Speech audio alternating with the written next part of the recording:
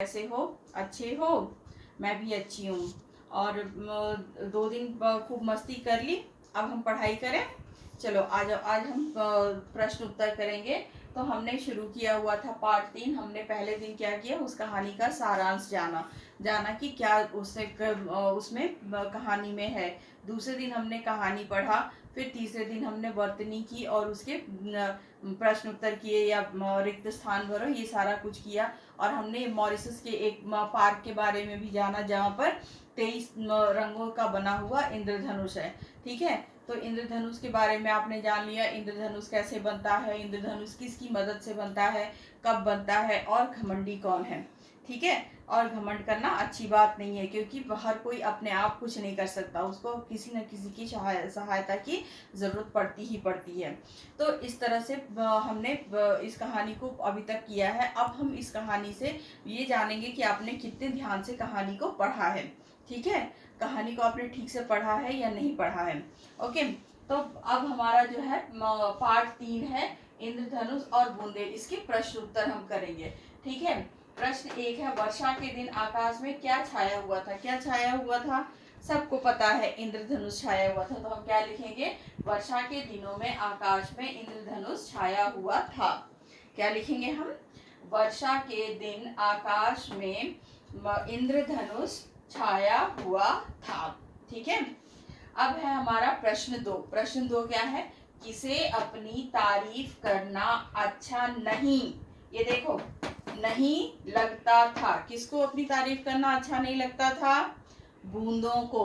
तो हम ये ध्यान से हम पढ़ेंगे तब हमें पता चलेगा। अगर आप पढ़ोगे कि आराम से पढ़ लोगे तो आपको तारीफ को देख करके पढ़ोगे तो आप प्रश्न का उत्तर क्या दोगे, इंद्रधनुष। लेकिन वो तो गलत हो जाएगा ना गलत। तो हम इसको ध्यान से पढ़ेंगे। किसे अपनी तारीफ करना अच्छा नहीं, यहाँ नहीं है, लगता था, इसलिए ध्यान से पढ़ना बहुत जरूरी है। ठीक है, तो इसका उत्तर हम देंगे, बूंदों को अपनी तारीफ करना अच्छा नहीं लगता था। इसका उत्तर है, बूंदों को अपनी तारीफ करना अच्छा नहीं लगता था। ठीक है, अब है हमारा प्रश्न 3। कौन अपनी प्रशंसा के पुल बांधता था। कौन अपनी प्रशंसा के पुल बांधता था? इंद्रधनुष। तो हम क्या लिखेंगे यहाँ पे, इंद्रधनुष अपनी प्रशंसा के पुल बांधता था। क्या लिखेंगे यहाँ पे, इंद्रधनुष अपनी प्रशंसा के पुल बांधता था। फिर है हमारा प्रश्न 4। ठीक है, प्रश्न 4 है, इंद्रधनुष ने घमंड में बूंदों से क्या कहा। इंद्रधनुष ने घमंड में बूंदों से क्या कहा। उसने कहा, इंद्रधनुष ने घमंड में बूंदों से कहा, इंद्रधनुष ने घमंड में बूंदों से कहा कि तुम तो इतनी छोटी हो, मिट्टी में मिल जाओगी, किसके पैरों तले रौंदी जाओगी, किसी को पता भी नहीं चलेगा। ठीक है, तो उन्होंने, इंद्रधनुष ने क्या कहा, इंद्रधनुष ने घमंड में बूंदों से कहा कि तुम तो इतनी छोटी हो, मिट्टी में मिल जाओगी, किसके पैरों तले कुचली जाओगी, पता भी नहीं चलेगा। ठीक है, अब है प्रश्न 5। सभी बूंदें मदद के लिए किसके पास गईं। सभी बूंदें किसके पास गई मदद के लिए? सूरज के पास। तो हम यहाँ लिखेंगे, सभी बूंदें मदद के लिए सूरज के पास गईं। सभी बूंदें मदद के लिए सूरज के पास गईं। अब है हमारा प्रश्न 6। ओके, प्रश्न 6 है, इंद्रधनुष किस कारण दिखाई देता है। इंद्रधनुष किसकी मदद से दिखाई देता है? कौन बादलों की ओट में छिप गया था और कौन बिखर गया था? कौन बिखर गया था? बूंदें बिखर गईं और सूरज जो है वो बादलों की ओट में छिप गया, तो उसकी वजह से इंद्रधनुष नहीं दिखाई दे रहा था। नहीं दे रहा था ना। तो अब हम क्या करेंगे, इसका उत्तर लिखेंगे, इंद्रधनुष बूंदों और सूरज के कारण दिखाई देता है। इसमें हम लिखेंगे, प्रश्न 6 का उत्तर हम लिखेंगे, इंद्रधनुष सूरज और बूंदों के कारण दिखाई देता है। ठीक है, अब हमारा प्रश्न 7। ये है, कौन इधर उधर बिखर गई। कौन इधर उधर बिखर गई? बूंदे। तो हम यहाँ लिखेंगे, बूंदे इधर उधर बिखर गई।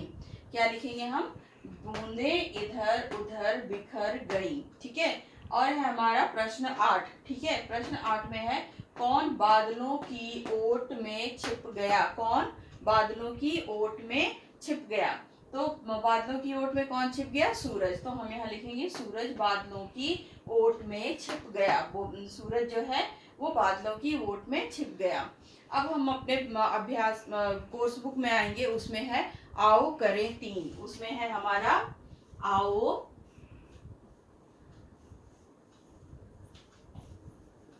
करें और 3 है। ये आओ करें 3 हमको अपनी नोटबुक में ही करना है। इसमें 3 प्रश्न दिए हुए हैं, इन तीनों प्रश्नों के उत्तर आपको अपनी नोटबुक में लिखना है। तो हमारा पहला प्रश्न है, पहले हम प्रश्न को पढ़ेंगे। दिए गए प्रश्नों के उत्तर कॉपी में लिखिए। इसका मतलब है आपको फेयर नोटबुक में लिखना है। हिंदी की फेयर नोटबुक में आपको ये सारे प्रश्न उत्तर लिखने हैं। ठीक है, तो क जो है बूंदे इंद्रधनुष की बातें सुनकर चुप क्यों रह जाती। बूंदों को पता था कि वो भी उतनी ही महत्वपूर्ण है, फिर भी वो इंद्रधनुष की घमंड की बातें, उसके अपने प्रशंसा के पुल बांधने की बातों को चुपचाप क्यों बर्दाश्त कर लेती थी। तो क्योंकि वो तो इसका उत्तर होगा बूंदे अपनी खूबियां जानती थी। क्या जानती थी, अपने महत्व को जानती थी। तो हम लिखेंगे बूंदे अपनी खूबियां जानती थी पर उन्हें अपनी तारीफ करना पसंद नहीं था। बूंदे अपनी खूबियां जानती थीं पर उन्हें अपनी तारीफ करना पसंद नहीं था, इसलिए वो इंद्रधनुष की बातें सुनकर चुप रह जाती थीं। इसलिए वो इंद्रधनुष की बातें सुनकर चुप रह जाती थीं। ठीक है बेटा। तो अब है ख, सूर्य ने बूंदों की सहायता कैसे की। जब इंद्रधनुष और बूंदों में कहा सुनी हो गया, वो एक दूसरे, सूर्य ने बहुत ही बुरा कह दिया बूंदों को, तो बूंदों ने तो अपना बदला लेना चाहा। जब बदला लेना चाहा तो अच्छा, गलती से वो सूर्य हो गया, हम इंद्रधनुष बोलेंगे। इंद्रधनुष और बूंदों के बीच में लड़ाई हो गई थी ना, कहा सुनी हो गई थी। तो जब इंद्रधनुष ने बहुत ही बुरा बोल दिया बूंदों को, तो फिर बूंदों ने उससे बदला लेने की सोची। उसको एक उसको एक सबक सिखाने के लिए सोचा। उसको सबक सिखाने के लिए जब सोचा तो सूर्य के बूंदे कहाँ गई, सूर्य के पास गई और उससे सहायता मांगा। तो इसलिए हम इस प्रश्न का उत्तर लिखेंगे सूर्य ने बूंदों की सहायता ऐसे की कि जब इंद्रधनुष निकलने को तैयार होता तो वो बादलों की ओट में छिप जाता, जिससे इंद्रधनुष निकल नहीं पाता।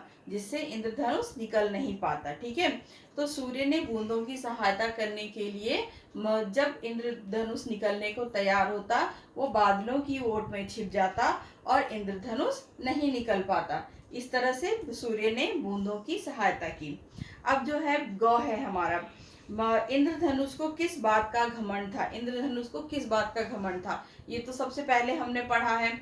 क्या घमंड था, इंद्रधनुष जो है उसको ये घमंड था कि वो बहुत ही सुंदर है, 7 रंगों का है, चमकीला है और लोग उसको देखकर बहुत खुश होते हैं। लोग उसे देखने के लिए बाहर आ जाते हैं और बहुत ही उस आश्चर्यचकित हो जाते हैं कि ये कितना सुंदर है।